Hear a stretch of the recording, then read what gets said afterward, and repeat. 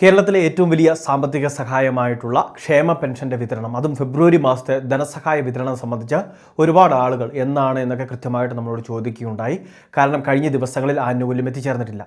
ഇതിൻ്റെ പശ്ചാത്തലത്തിൽ തന്നെ സർക്കാരിൻ്റെ ഭാഗത്തുനിന്ന് അധികൃതർ തന്നെ വിശദമാക്കുന്ന പ്രധാന അറിയിപ്പുകളാണ് വീഡിയോ വഴി ഷെയർ ചെയ്യുന്നത്.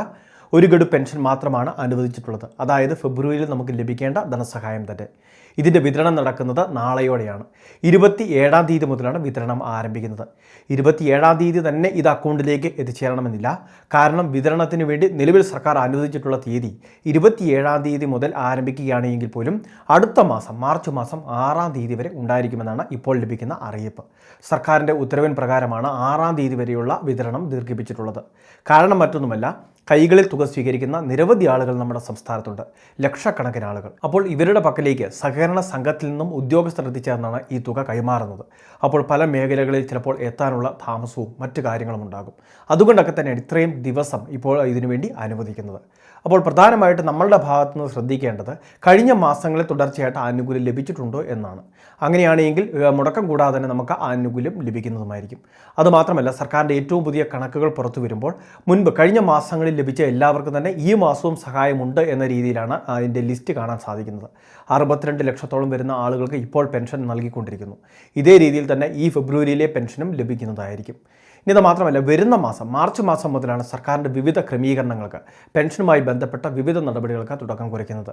അതായത് നോൺ റീമാരേജ് സർട്ടിഫിക്കറ്റ് ഹാജരാക്കാത്തവർക്ക് പെൻഷൻ തടയും. അതോടൊപ്പം തന്നെ സർക്കാരിൻ്റെ പരിശോധന ഇപ്പോൾ ആരംഭിക്കുന്നത് മാർച്ച് മാസമായിരിക്കും. പെൻഷന് വേണ്ടി ഒരു സോഷ്യൽ ഓഡിറ്റിംഗ് നടത്തുമെന്നും അനർഹരായിട്ട് ആനുകൂല്യം വാങ്ങുന്നവരെ കണ്ടെത്തുമെന്നും സർക്കാർ അറിയിച്ചിട്ടുണ്ടായിരുന്നു. വിവിധ മേഖലകളിൽ ഇപ്പോൾ തന്നെ പരീക്ഷണാടിസ്ഥാനത്തിലുള്ള പരിശോധന നടന്നുകൊണ്ടിരിക്കുകയാണ്. അപ്പോൾ ഇത് പൂർണ്ണ തോതിലേക്ക് ഒരുപക്ഷെ മാർച്ച് മാസം മുതൽ വ്യാപിക്കുകയും ചെയ്തേക്കാം. എങ്കിലും ഇപ്പോൾ സഹായം ലഭിക്കുന്നവരെല്ലാം ശ്രദ്ധിക്കുക, എല്ലാവർക്കും മുടക്കം കൂടാതെ ലഭിക്കുന്നതാണ്. 810 കോടിക്ക് മുകളിൽ ഇതിനുവേണ്ടി തന്നെ സർക്കാർ ഫണ്ട് വകയിരുത്തി കഴിഞ്ഞു. എങ്കിലും നമ്മളുടെ സംസ്ഥാനത്തെ കെട്ടിട നിർമ്മാണ തൊഴിലാളി ക്ഷേമനിധി ബോർഡിലേക്ക് അംഗങ്ങൾക്ക് കുടിശ്ശിക ഉണ്ടാകും എന്നുള്ളൊരു കാര്യമാണ് ഈ സമയത്ത് വരുന്നത്. അവർക്ക് വേണ്ടി മുഴുവൻ തുകയും നൽകാൻ ആവശ്യമായിട്ടുള്ളൊരു ഫണ്ട് അല്ലെങ്കിൽ അതിനുവേണ്ടി ഒരു സാമ്പത്തിക സഹായം സർക്കാരിൽ നിന്ന് അനുവദിച്ചിട്ടില്ല. അപ്പോൾ ഈ കാര്യം കൂടി പ്രത്യേകമായിട്ടൊന്ന് ശ്രദ്ധിക്കണം.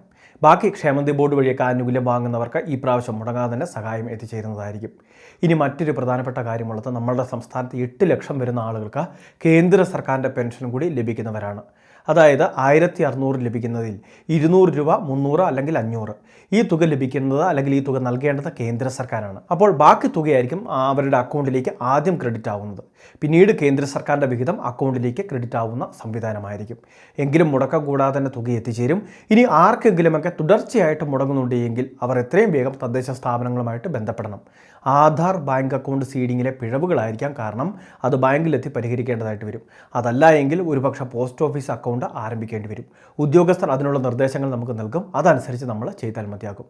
ബാക്കിയുള്ള എല്ലാവർക്കും തന്നെ കൃത്യമായിട്ട് ആനുകൂല്യം എത്തിച്ചേരും.